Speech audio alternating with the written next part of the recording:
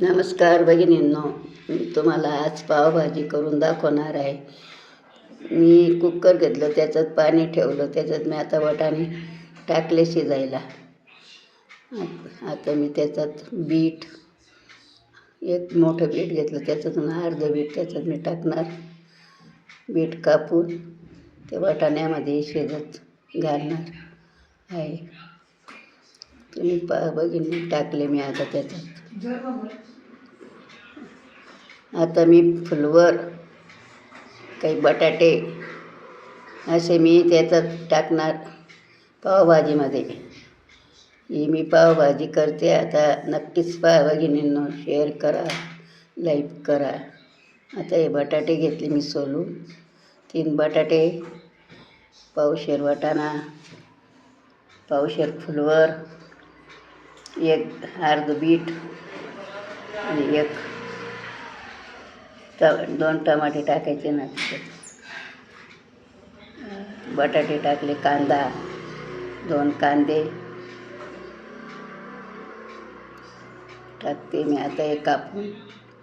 आणि ते त्याच्यात शिजवणार आहे कुकरमध्ये मी शिजून घेणार. आता 2 टमाटे घेतले, ते टमाटे चांगले बारीक कापून त्या पावभाजीमध्ये टमाटे, बटाटे, कांदा, बीट हे असं टाकले मी. आता ते मी कुकरमध्ये घातलं, ते चांगले शिजून घेणार. त्यात मग कोथिंबीर मसाला तयार करणार आहे. ते वाटून घेणार. भगिनींना आता एक कुकरला मी झाकण लावलं. आता एक कोथिंबीर कापून घेणार. आता 2-3 शिट्ट्या आल्या का चांगलं शिजल्यावरती मग ते मी आता चांगलं याच्याने करून घेते. आता घोटून घेते रवीने चांगलं दाबून. चांगली बारीक झाल्यावर मग त्याला फोडणी देणार आहे. पावभाजी नक्कीच पहा भगिनी, तुम्हाला आवडेल कशी पावभाजी करायची. तर बटाटे, टमाटे, वाटाणा, फुलवर, बीट, कांदे एवढं टाकलेले मी त्याच्यात. आता मी 2 पळ्या तेल घेतलं, त्याच्यात हळद, चटणी 1-1 चमचा घातली. आता ते परतून घेते. त्याच्यात ही भाजी टाकते. आता पावबरोबर खायला ही पावभाजी मी तयार केली. हा पावभाजी मसाला टाकणार आहे मी आता 1 चमचा. त्याच्यात चांगलं हलवून घेते आणि मीठ टाकलं मी आता चवीनुसार मीठ घातलं. भगिनींनो ही माझी पावभाजी अशीच करा.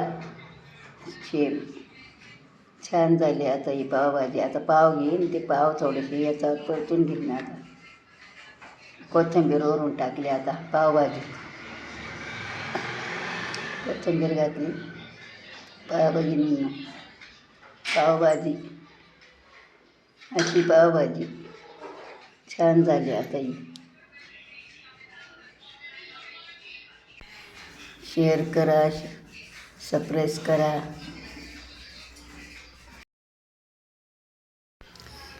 करा, सबस्क्राईब करा.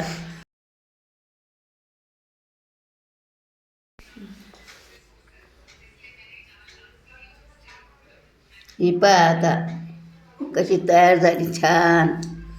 तिला कलर बी चांगला आला.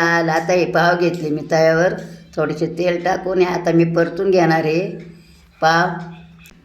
आता मी या पावावरती तेल टाकले, चांगलं ओलत पालत करून घेते.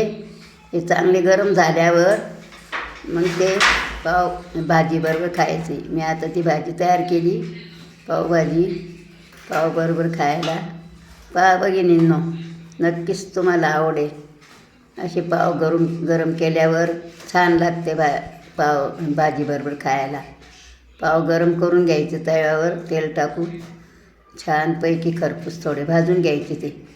ते थोडे भाजल्यावर छान लागते मग खायला.